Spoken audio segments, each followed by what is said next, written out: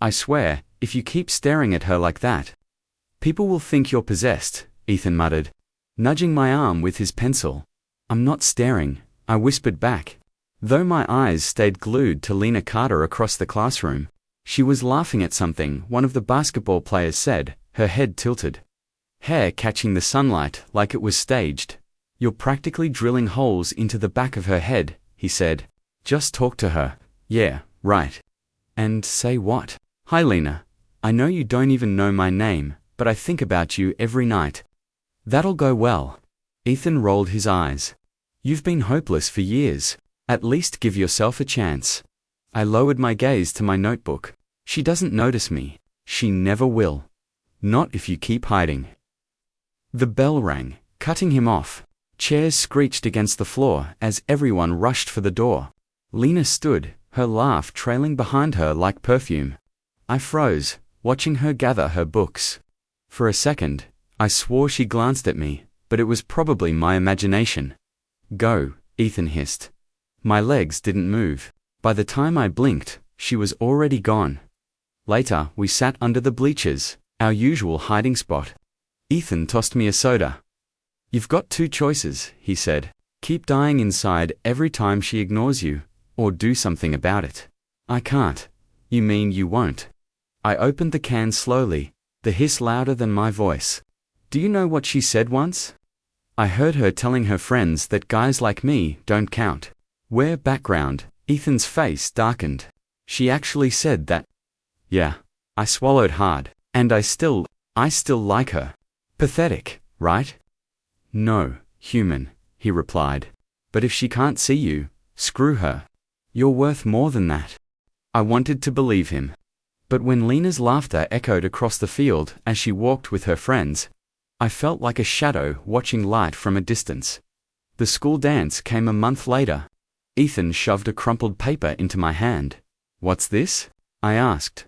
Your ticket to stop being a ghost. You're gonna ask her? I nearly choked. No way. Yes way. You'll regret it if you don't. My hands shook so badly I almost tore the paper. The gym buzzed with music and colored lights.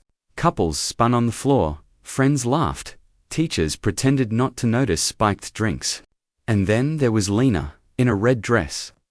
Brighter than everything else in the room. Now or never, Ethan whispered. I walked toward her, each step heavier than the last. My palms sweated, my throat dried, but I forced words out. Lena, I said softly. She turned, eyebrows slightly raised. Do I know you? Her friends stifled laughter. My face burned, but I pushed forward. I was wondering if you'd dance with me. For a second, silence. Then her lips curved into a smirk. You... Don't be ridiculous. Her friends burst into giggles. My chest caved in. I started, but she waved me off. Seriously. I don't even know who you are. She turned back to her circle like I'd never spoken. I stood frozen while the music thundered. My stomach twisted. My legs refused to move. Finally, I stumbled back, bumping into Ethan. What happened? He whispered. Nothing, I croaked. Absolutely nothing. We sat outside on the steps, the muffled music seeping through the gym doors. She laughed, didn't she? Ethan asked. I buried my face in my hands. She didn't even take me seriously, just brushed me off like I was dirt. He was silent for a long moment. Then he said, You'll remember this pain one day, but not the way you think. You'll use it. I shook my head. It just feels like I don't exist. You exist to me, he said firmly, and one day, you'll make her realize what she threw away. I looked up at the night sky, stars scattered like promises I couldn't reach.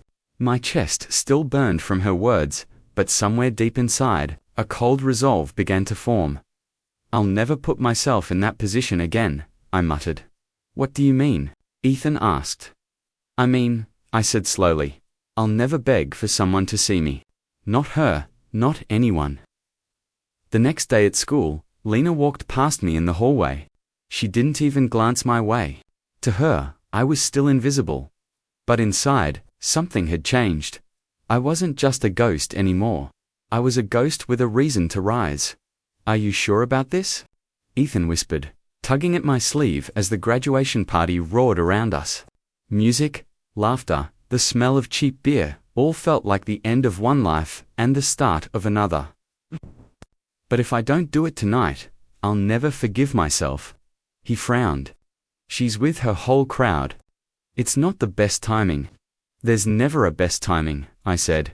My hands were shaking, my palms clammy. I have to try, Ethan sighed. Fine. But if she laughs, I swear, I'll... Don't, I cut in. Just let me handle it. Lena stood with her friends near the bonfire, her graduation cap tilted like a crown. Her laugh carried over the music, sharp and clear. I forced my legs to move, each step heavy. My heart pounded so loud, I wondered if anyone could hear it. Lena, I said, my voice cracking. She turned, eyes scanning me, as if searching her memory. Oh, hi.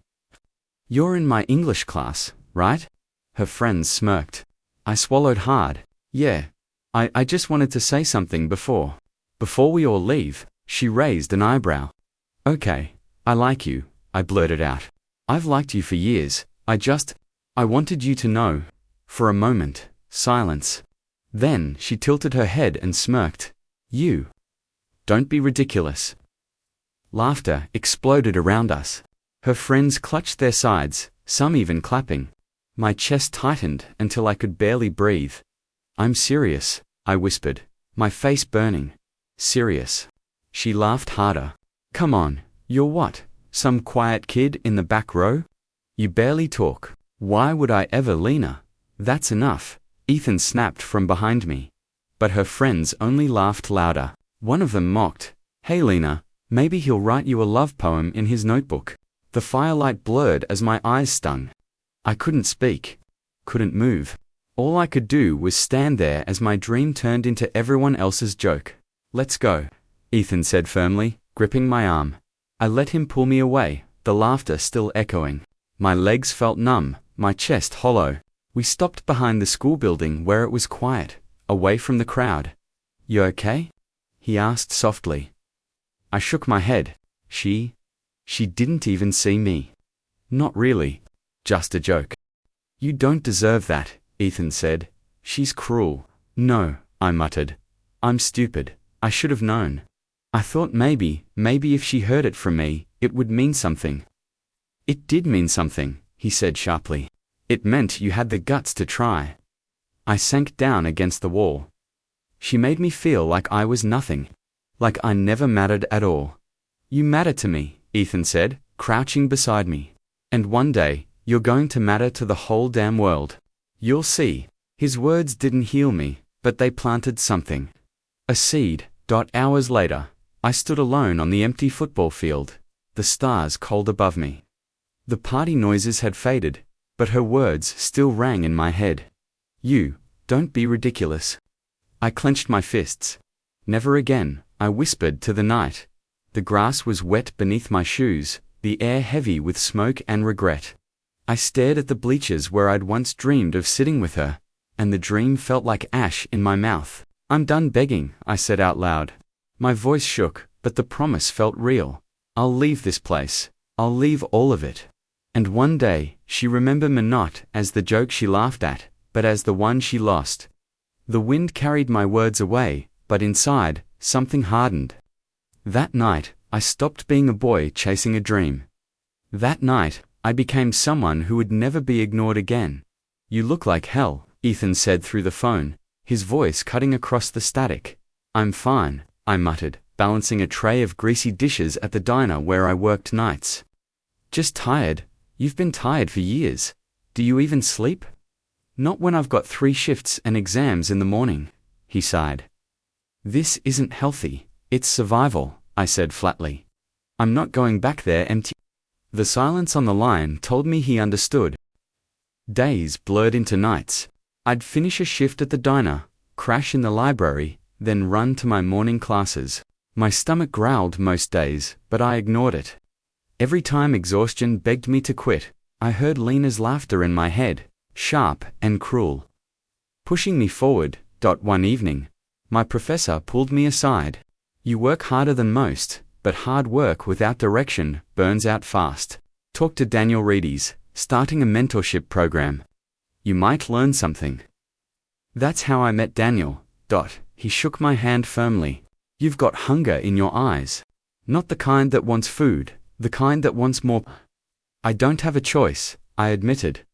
You always have a choice, he said. But the right one hurts the most. Tell me, what do you want? I hesitated, then answered, to never be ignored again. He studied me quietly. Good. Let's make sure you never are. Weeks turned into months. Daniel drilled me with questions. Why do people follow leaders? Because they're strong, I answered, double quotes, no. Because they believe leaders care more about the mission than themselves.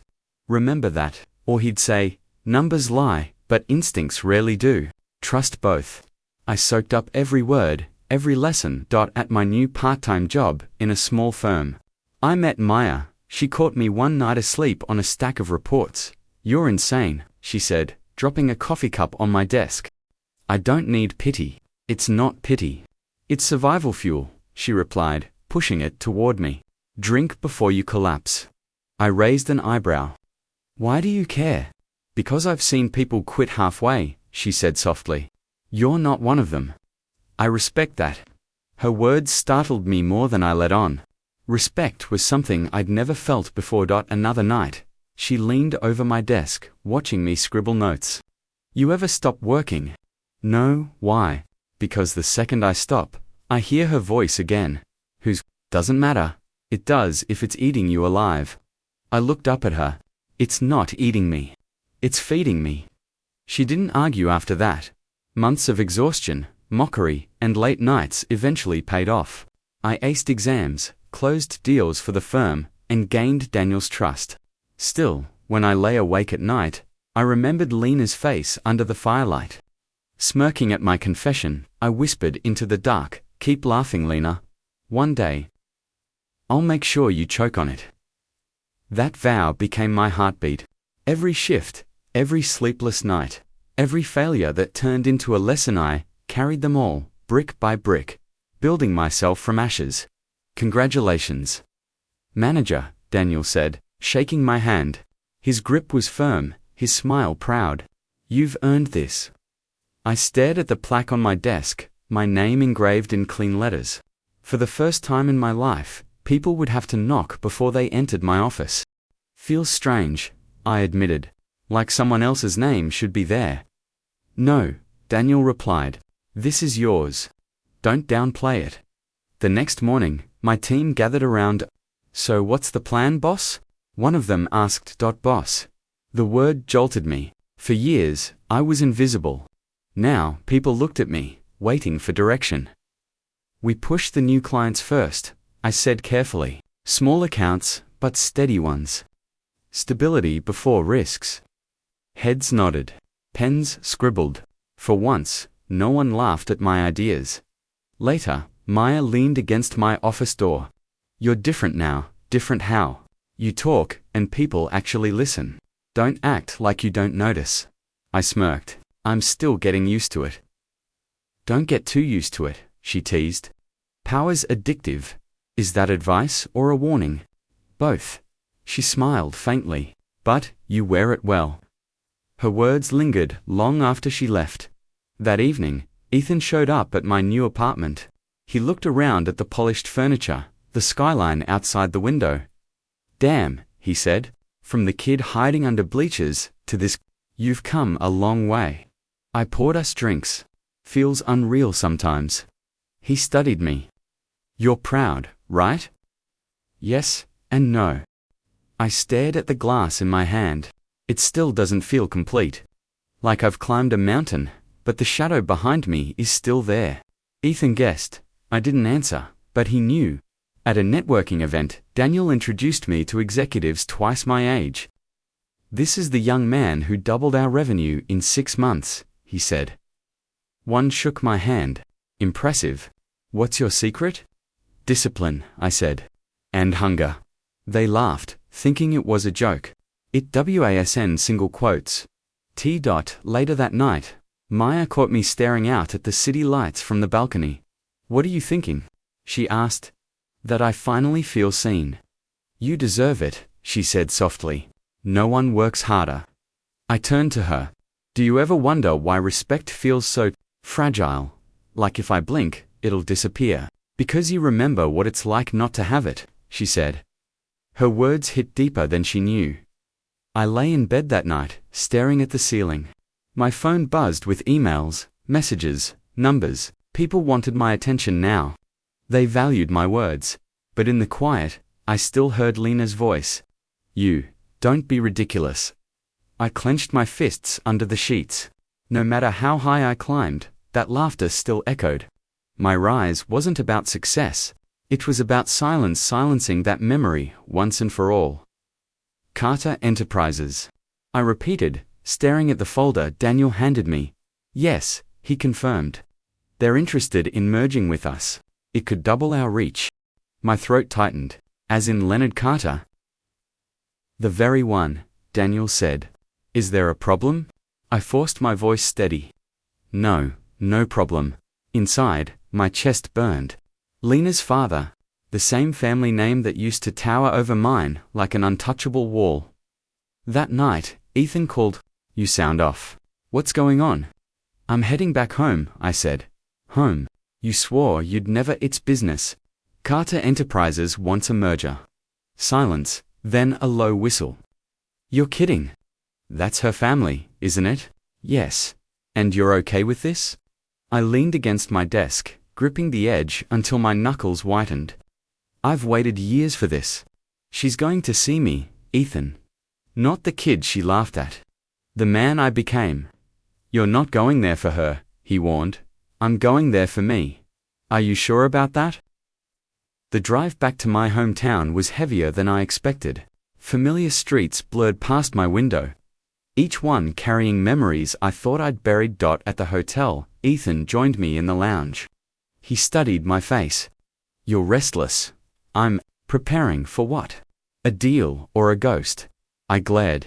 Don't start. I have to, he said. You look like you're chasing more than business. Tell me you wouldn't feel the same, I shot back. She mocked me, made me nothing in front of everyone, and now she'll see me standing above her family's empire. Ethan sighed. I just don't want you to lose yourself, chasing payback.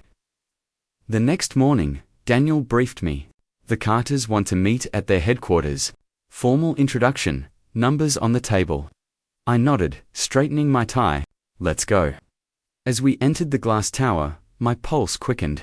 The receptionist smiled politely, but when she said, Mr. Carter, we'll see you now, my chest tightened. We stepped into the boardroom. Leonard Carter, sharp suit, commanding voice, greeted us. Welcome. I've heard good things about you. Likewise, I replied, shaking his hand. But then, behind him? The door opened. Sorry I'm late, a familiar voice said. I froze. Lena, she walked in, confident as ever. Her eyes landed on me. For a heartbeat, surprise flickered, then she masked it with a polite smile. Well, she said smoothly, I didn't expect to see you here. My jaw tightened. Life is full of surprises. Her gaze lingered on me longer than necessary. Clearly, Daniel began outlining figures, but my attention was split. Every word Lena spoke afterward carried weight, not because of what she said, but because it came from the lips that once sneered at me. After the meeting, she caught me by the elevator. You've changed. So have you, I said flatly. Have I? She tilted her head, amused. You used to avoid looking at me. Now you stare straight into my eyes. I have nothing to avoid anymore, she smirked. Impressive manager, executive. What exactly are you now? Someone you once underestimated. Her smile faltered for the briefest second before she recovered. Then I suppose congratulations are in order. I stepped closer. You laughed at me once, Lena. Do you remember? Her eyes narrowed. High school was a long time ago. Not long enough. She exhaled sharply. If you came here just to drag up the past, you're wasting both our time. No, I said. I came here to close a deal. The past, that's just the fuel. That evening, Ethan stormed into my hotel room. What the hell was that? What? You cornered her? I saw the look in your eyes. I threw off my jacket. She had it coming. No, you wanted her to feel small. That's not business. That's obsession. Don't lecture me. I will, he snapped. You've worked your ass off to get here. Don't reduce it all to proving a point to one girl who doesn't even matter anymore. She matters, I hissed. Because she's the scar I can't erase.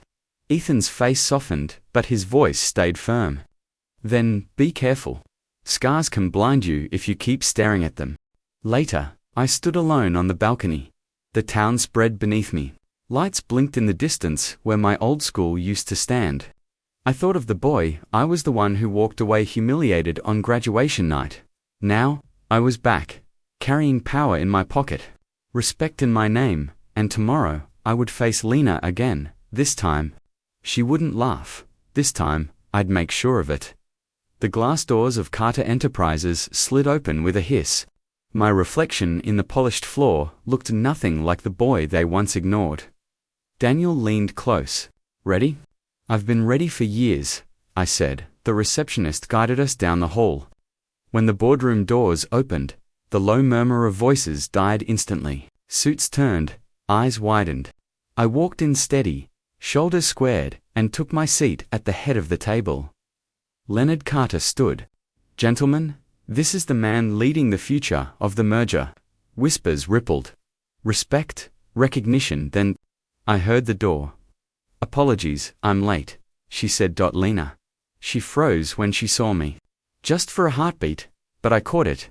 The flicker of disbelief, the quick inhale. Then she plastered on a smile.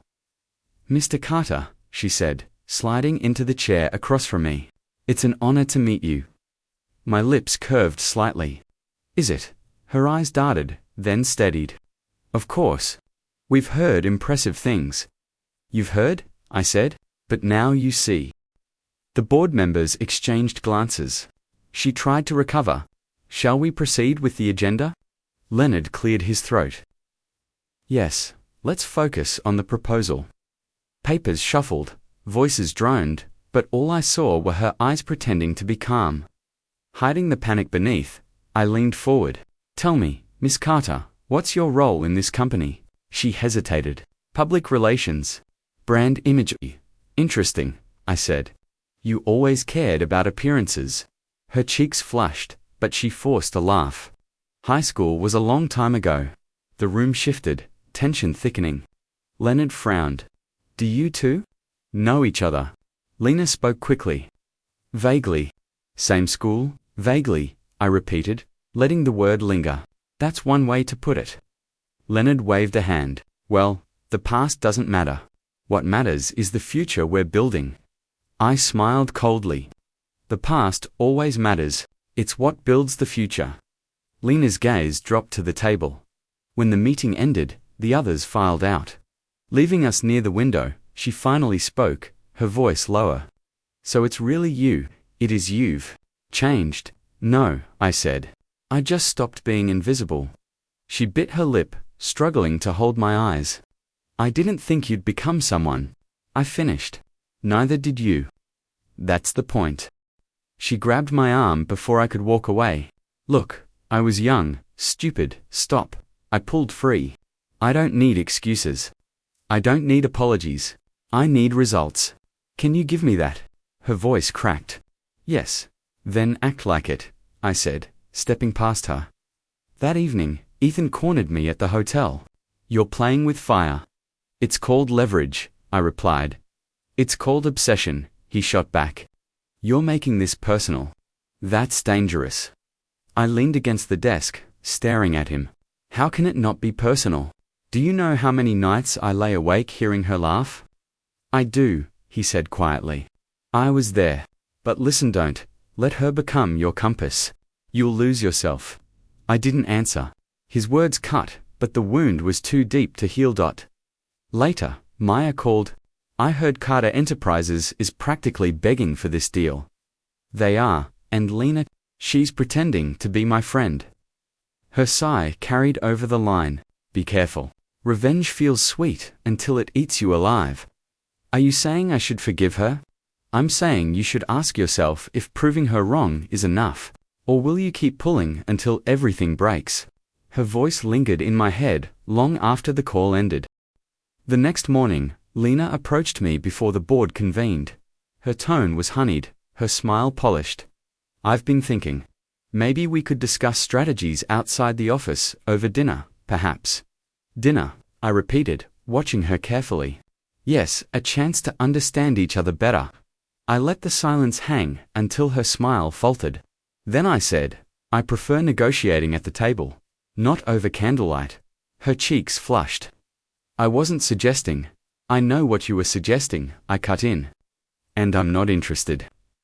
During the session, Richard leaned toward me. She's eager to help, my daughter. Don't hesitate to use her talents. She'll be useful, I replied smoothly. But only if she listens. Richard chuckled, oblivious to the storm beneath the words. She will, she knows what's at stake. I caught Lena's eyes across the table. She looked away first. After the contracts were drafted, she followed me outside. Why are you doing this? She asked, her voice sharp. Doing what? Keeping me at a distance, acting like I'm some stranger.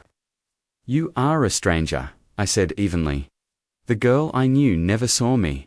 Why should I see her now? Her lips trembled. I was wrong. I leaned in just enough for her to hear. Yes, you were.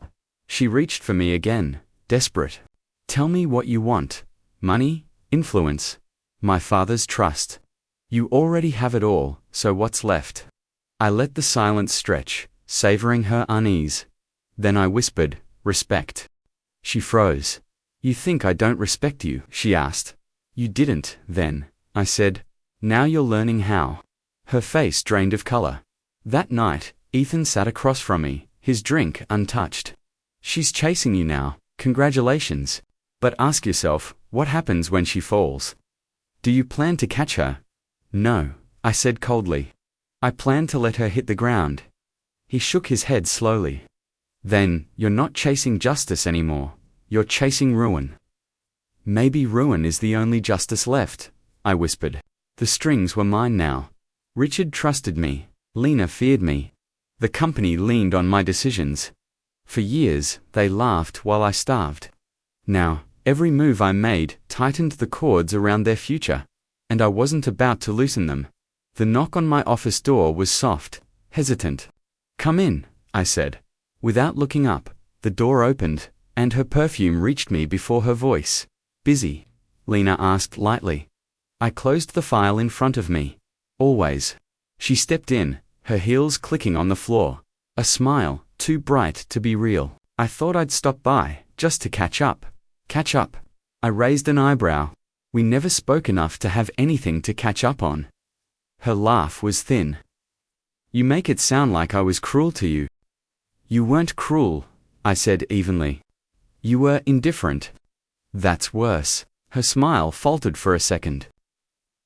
I was young. People change, do they? I leaned back in my chair. Because from where I'm sitting, I see the same girl still pretending she owns the room. Her eyes narrowed, but her voice softened. I'm trying here. Don't push me away. I didn't invite you in, I replied. Silence stretched between us. She shifted uncomfortably, then walked closer to my desk. Tell me something. Back then, did you like me? The question hit harder than I expected, but I didn't let it show. What does it matter now? I asked. It matters, she whispered. I met her eyes coldly. You never noticed me then. Why should I notice you now? Her face stiffened. The smile cracked, her confidence slipping through the gaps. You haven't forgotten, she said slowly. No, I said. I built my life on remembering. Her hands trembled slightly as she folded them together. I didn't know. I didn't see you. You saw me, I said, my voice sharper. You just decided I wasn't worth your time. She swallowed hard. And now? I leaned forward, letting her feel the weight of my words. Now you're the one standing here, asking for my attention, and I'm the one choosing whether or not you deserve it. Her lips parted, but no words came. Finally, she sat in the chair across from me.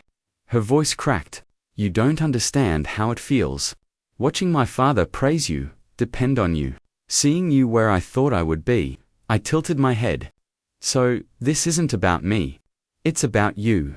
Tears rimmed her eyes, but she blinked them away. Maybe both. I didn't soften.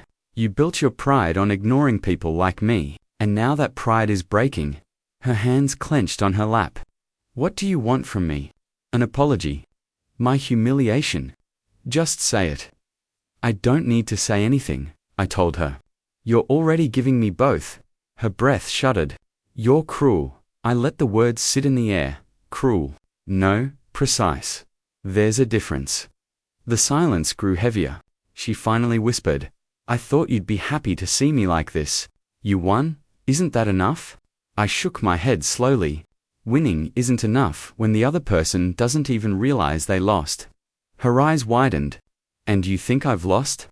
You're here, I said, begging for my approval. What do you think? She stood abruptly, but her legs shook. I didn't come here to beg. Then stop, I said. Walk out that door, and pretend we never met. Her lips trembled. She didn't move. Exactly, I whispered. You can't. Finally, she whispered, what do you want me to be? I stood, leaning over the desk so my shadow covered her. I don't want you to be anything. I want you to realize what you did, what it cost, and why I'll never give you the power you once had over me. Her eyes glistened.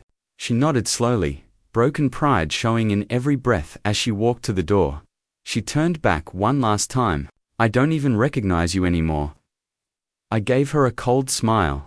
That's because, for the first time, you're actually looking. The door clicked shut behind her, leaving me in silence. For years, I'd been the one begging for a glance. Now, the balance had shifted. She was the one breaking, and I was the one choosing. Do you realize what you've done? Richard Carter's voice boomed across the table. I folded my hands calmly. I fulfilled my contracts. Nothing more. You pulled out of 3 joint ventures in 1 month, he snapped. Those deals were lifelines. They weren't profitable, I said. His eyes narrowed. Profitable for who? I didn't answer. His silence after told me he understood. The meeting ended in tension. As the board filed out, Lena stayed behind. Her posture was stiff, but her voice cracked. You're destroying us. I stood, collecting my papers. I'm making business decisions. Don't play games with me, she hissed. You know this is personal. I paused, finally meeting her eyes. Now, you admit it. Her expression softened, her voice dropping. I remember all of it. The words pierced me sharper than I expected. I remember the way you looked at me back then, she continued. I laughed. I turned away. I thought it meant nothing. It meant everything, I said quietly. Her lip trembled. And I was cruel, yes.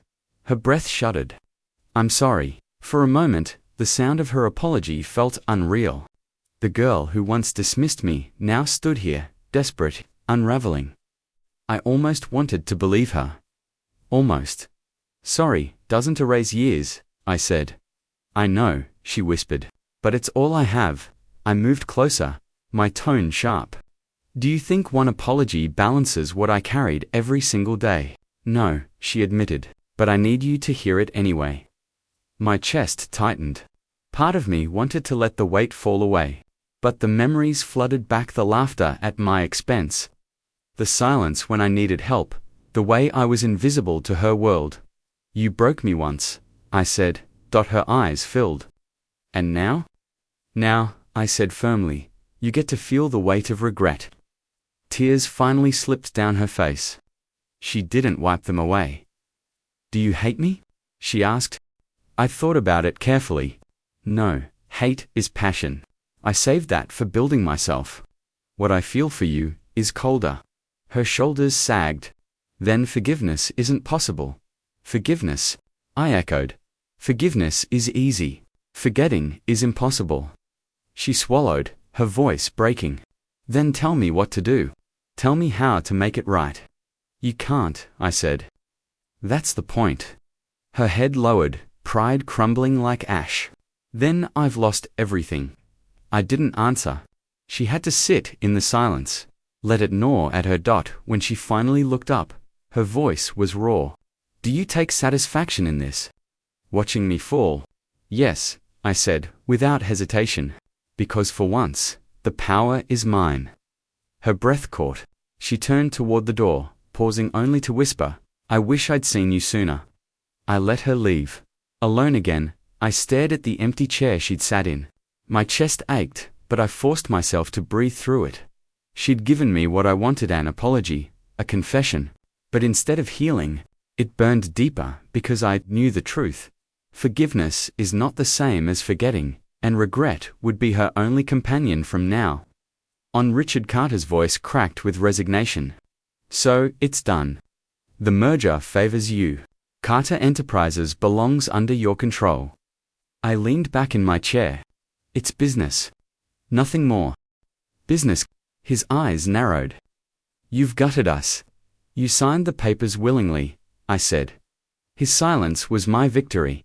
When he left, Lena stepped in. Her face was pale, her voice softer than I'd ever heard. So this is it, she whispered. Yes, you've won. I didn't answer. She moved closer, eyes glistening. Do you hate me this much? Her words hit me harder than I expected. I let the silence linger before I spoke. No, I said evenly. But I don't need you anymore. Her lips parted as if to protest, but no words came. You planned this, she breathed. Every move, every deal, it was all to bring me here. Yes, I admitted. And now we're here. Her hands trembled. Then say it. Say you wanted to see me break. I didn't need to say it, I replied. You showed me yourself. Her voice cracked. I was stupid back then. I didn't know what I had in front of me. You knew, I said. You just didn't care. Tears slipped down her cheeks. And now, it's too late. Yes? I walked past her toward the door. She grabbed my arm weakly. Wait, please. There must be something left between us. I pulled free. Nothing but ashes. Her knees nearly buckled as she whispered, Then, you've killed me. No, I said, turning back once. You killed yourself years ago. I just stopped carrying the body. Her sobs echoed in the empty boardroom as I stepped out. For the first time, the sound didn't wound me. It released me. Outside, the city lights glimmered through the glass windows. My reflection stared back at me, older, sharper, no longer invisible. I spoke softly to myself. Sometimes revenge isn't about destroying others. It's about proving you survived. I exhaled, steady. That you rose above, and with that, I walked into silence, free, triumphant, and finally whole.